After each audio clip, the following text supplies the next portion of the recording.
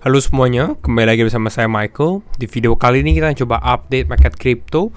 Kira-kira ada event apa di minggu ini? Ini akan menjadi minggu yang cukup penuh dengan event gitu ya. Nanti saya akan show teman-teman kalendernya juga. Lalu kita akan bahas beberapa berita ataupun teknikal juga yang menarik untuk kita perhatikan ya. Jadi kalau misalnya teman-teman suka video ini, jangan lupa untuk share videonya, like ataupun subscribe. Kita langsung masuk aja ke dalam videonya ya.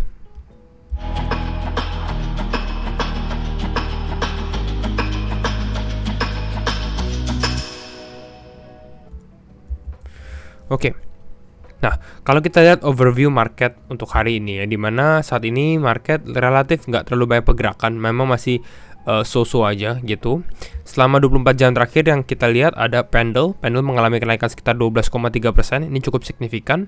Lalu kita melihat ada Doge Swift Hat juga Wave mengalami kenaikan 11,4%, yang sebelumnya sebenarnya dia juga cukup mengalami penurunan yang cukup besar juga ya, dimana seminggu terakhir Wave ini mengalami penurunan sekitar 11%, lalu hari ini naik 11% ya.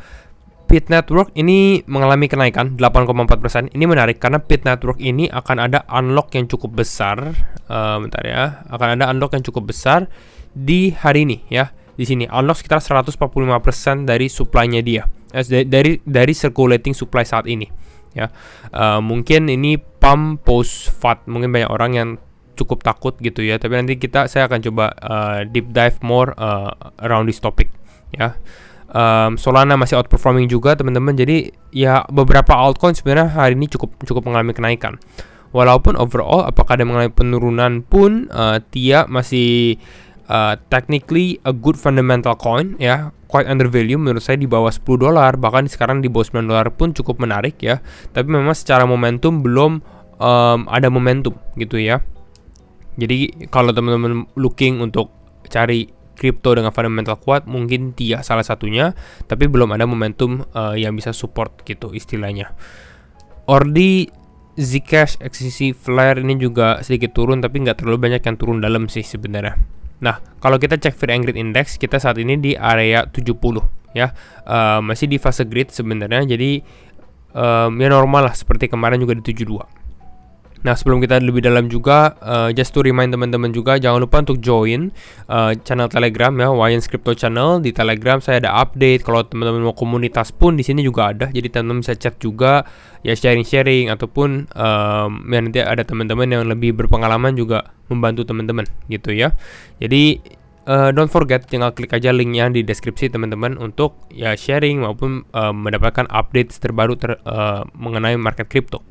Nah, kalau kita melihat untuk overview market saat ini, ya ada beberapa hal. Di sini saya lihat ada Bitcoin ETF flows yang memang sebelum ini cukup menarik. Ya, kalau kita lihat minggu lalu, ya Bitcoin ETF flows ini cukup positif gitu ya. Bahkan totalnya itu sekitar $950 juta USD flow ke dalam Bitcoin ETF gitu. Dan ini adalah salah satu largest inflow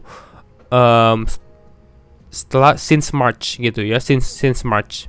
Jadi mulai ada sedikit sign of reversal lah istilahnya gitu ya. Mulai ada positive sign. Nanti kita akan lihat apakah inflow ETF untuk first trading session di Monday, hari Senin gitu ya, untuk US itu positif atau negatif gitu ya. Mungkin besok pagi baru kita bisa lihat update-nya. Ya, tapi ini adalah satu hal yang kita bisa perhatikan cukup positif ya. Mulai ada momentum gitu ya, tinggal tunggu secara price ini build up aja gitu. Nah, makanya ini menarik gitu. Nah, yang pertama, sekarang kita membahas mengenai tanggal-tanggal penting lah istilahnya ya untuk market. Untuk di minggu ini, yang pertama ada Nvidia ya. Nvidia akan rilis mereka punya earnings gitu. Jadi Nvidia ini kalau teman-teman bertanya implikasinya apa ke market crypto, sebenarnya earnings Nvidia ini akan cukup berpengaruh kepada AI coins ya di crypto. Jadi seperti Render, seperti BitTensor Tau gitu ya, ataupun AI yang lain. Nah, itu mereka mungkin akan mendapatkan percikan sisi positif kalau misalnya memang secara earningsnya dia gitu ya, itu juga positif, mungkin melebihi ekspektasi juga ya. Ini karena kan sangat berelasi lah gitu. Nah, ini beberapa tanggal penting gitu ya. Jadi di tanggal 22 nanti akan ada Nvidia earnings. plus juga akan ada US FOMC meeting gitu. Nah, the next one yang kita harus perhatikan juga adalah di sini Kamis dan Jumat gitu ya, karena Kamis dan Jumat itu menjelang akhir bulan Mei gitu, akan ada yang namanya Ethereum ETF deadline. Nah, di sini kita mau tahu apa yang akan dilakukan oleh SEC juga terhadap Ethereum ETF deadline.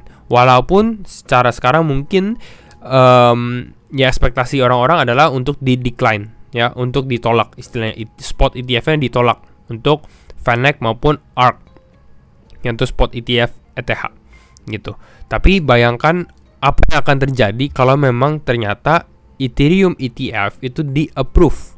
Ya, kalau saya lihat sih kalau misalnya itu di-approve ya kemungkinan besar bakal naiknya tinggi, teman-teman. Ya, mungkin akan percikan altcoin season karena orang-orang nggak expect saat ini.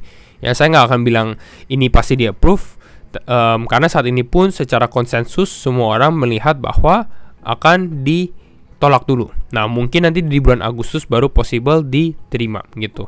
Kenapa bulan Agustus? Karena bulan Agustus itu yang issue ETF-nya adalah BlackRock. Dan BlackRock itu mempunyai track record yang cukup kuat. Dia cuma hanya di reject sekali aja. Dan 500 ETF, ya sekitar 500-an ETF itu di-approve. Ya, nanti more on that later gitu ya. Tapi ini sesuatu yang penting. Nah, lalu hari ini ada PET unlock gitu ya. Sekitar 145% dari circulating supply-nya. Ya, kembali lagi, ini typical new coins ya. Koin-koin baru itu mereka secara tokenomics yang mereka desain adalah secara initial supply-nya tuh kecil, teman-teman. Initial supply-nya kecil, makin lama di unlock gitu. Dan sekarang banyak new coins yang mengalami hal tersebut justru mengalami penurunan secara harga. Karena orang-orang udah lihat nih, hal-hal seperti itu cuma membuat valuasi mereka istilahnya tinggi sebenarnya, tapi seharusnya nggak setinggi itu. Tapi ada satu hal yang menarik, teman-teman. Mana ya? Nah, ini. Ya, ini berelasi dengan yang tadi bilang ya, istilahnya low float tapi high FDV atau high valuation, fully diluted valuation ya. Nah, Binance ya, ini kalau teman-teman ini di Binance ya, dia bilang fellow Binanceans ya. Di sini dia bilang, we would like to invite such high quality teams and project to apply for our listing programs. Jadi dia notice gitu ya, Binance sadar bahwa banyak kripto yang low float and high FDV. Ya, kripto baru lah. Teman-teman bisa lihat yang initial supply-nya atau saat ini supply-nya masih di bawah 20%. Ya, itu termasuk. Nah, saat ini dia bilang ya, untuk koin-koin baru istilahnya ya memang secara tokenomics mungkin berbeda gitu ya. Ya untuk masuk ke listing programnya dia. Ya, ada dari launch pool, mega drops ataupun direct listing. Ya, semua available. Ya, kenapa? Kalau teman-teman tanya kenapa low float and high FDV, salah satu alasannya ini biasanya adalah VC coins atau venture capital. Itu tipikalnya dia karena mereka butuh alokasi yang besar gitu ya. Jadi mereka kasih initial supply yang sedikit dulu di awal istilahnya. Ya. Nah, jadi ini juga sebenarnya kalau menurut saya ini sign of bullishness juga ya, sign of bullishness kemana? Ke altcoins, ke beberapa altcoin yang kecil-kecil karena Binance sudah mulai open up nih gitu. Nah, kalau kita membahas mengenai altcoins yang big news ya, waktu weekend kalau saya yang big news itu adalah Phantom ya, Phantom Foundation atau Phantom sendiri FTM ya teman-teman, yang sempat kita sering bahas juga di channel ini.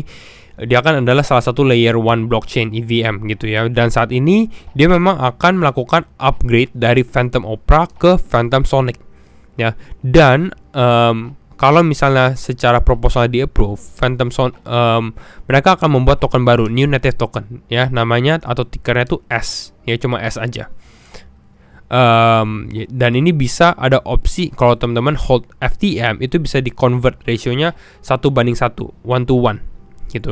Jadi technically menurut saya ini cukup menarik. Ini mungkin another step in the right direction ya untuk FTM. Ya, nanti kita bahas secara teknikal ya, dan makanya kita ada positive price action juga dari Phantom sendiri. Nah, sekarang kita masuk ke teknikal. Ini saya bahas dulu dari liquidation heatmap kali ya. Kalau kita lihat dari liquidation ya, sebentar ya, dia loading dulu. Nah, kalau kita lihat dari liquidation, Ya saya lihat ya untuk di minggu ini sebenarnya masih hold a positive outlook ya teman-teman. Tapi disclaimer on and do your own research ya.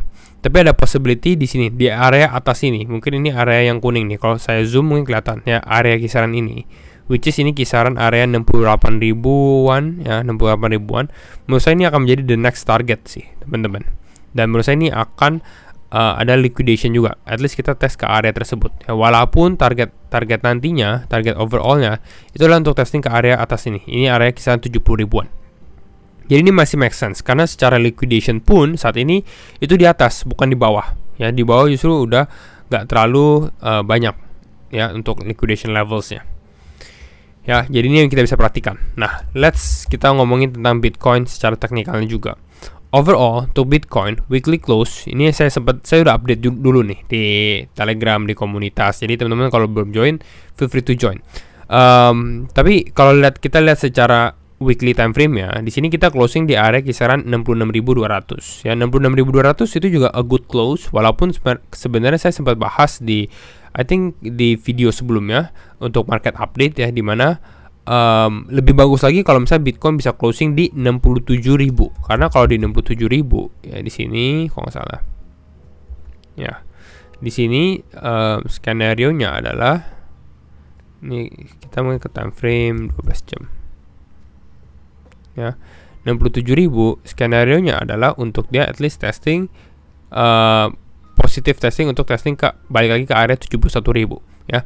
Tapi kita closing ke 66.000 pun itu bukan closing yang kurang bagus, itu closing yang bagus sekali juga gitu teman-teman. Mungkin ya kita akan ada konsolidasi dulu. Seperti ini sebenarnya market masih cukup choppy, istilahnya ini menunggu misi bensin lah gitu ya sebelum mulai mengalami kenaikan lagi. Itu kalau menurut saya karena saya holding bullish thesis ya, lebih cukup positif terhadap market karena di sini kita break terus gitu. Nah, skenario-nya saat ini sebenarnya level yang menarik kalau saya sendiri ya, personally kalau teman-teman tanya beli di mana Bitcoin, saya akan beli di area 64.000. Ini masih hold strong ya.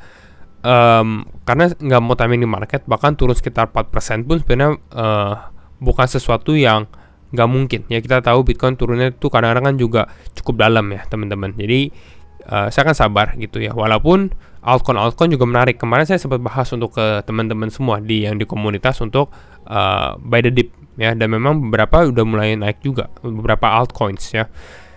Jadi ini masih menjadi key level saya, menurut saya kisaran 64.000 kalau mau menunggu gitu ya. Kalau teman-teman belum ada barang tapi ya, karena kalau misalnya kita beli barang di area ini saat kita sekarang di area atas, kita nggak terlalu FOMO ya, emosi kita cukup stabil karena kita istilahnya udah ada barang, karena kita beli di area sini, mungkin area ini.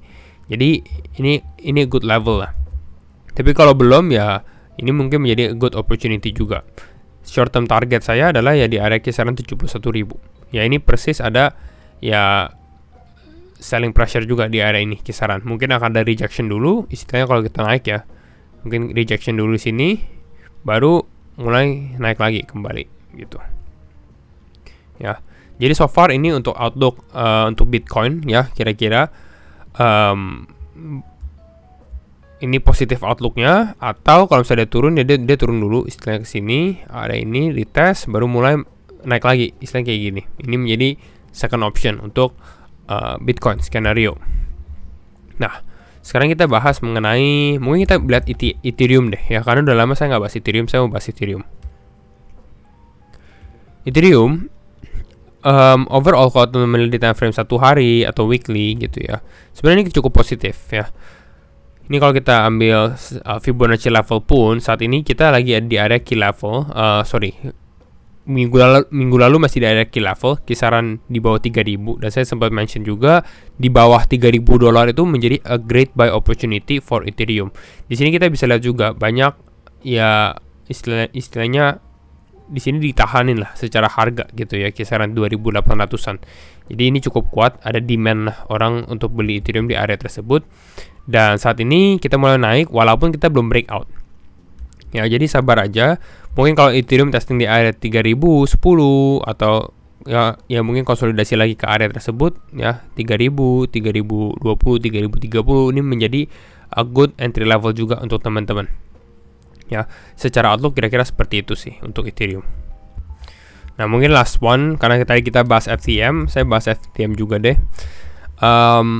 Phantom, ya, Phantom masih holding a bullish thesis juga. Ini menjadi salah satu kripto yang stronger secara performance gitu ya. Dan biasanya kripto-kripto yang strong secara performance itu mereka akan continue to be strong, akan lanjut untuk lebih kuat mungkin dalam beberapa hari ke depan kalau memang market juga positif, teman-teman ya. Tapi kalau misalnya ditanya apakah buy Phantom di harga sekarang itu harga key levelnya dia ya, bukan key level tapi lebih karena resistance-nya dia di area ini. Jadi ya better sebenarnya adalah kalau misalnya mau nunggu dia breakout dulu gitu ya, baru testing beli di area ini, di garis putih ini ya, sekitar 0,9 lah, atau ya tunggu kalau dia mengalami pullback ya. Pullback mungkin possible ke area sekitar 0,8 atau ke 0,76. Tapi memang momentum saat ini untuk Phantom it's ya cukup strong lah. Istilah kalau dia mau pullback ke bawah seperti ini artinya market akan turun kembali, atau enggak harganya akan relatif lebih stabil aja, lalu menunggu untuk pump gitu. Lalu kalau teman-teman belum ada harga, belum beli Phantom, ya belinya waktu dia retesting ke bawah dulu gitu.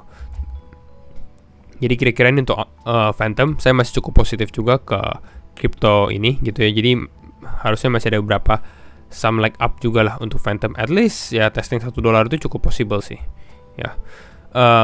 Nah, jadi mungkin itu dulu untuk update market crypto hari ini. Dan kalau misalnya teman-teman suka video ini, jangan lupa untuk share videonya juga, like ataupun subscribe, and see you in the next video. Bye bye semuanya.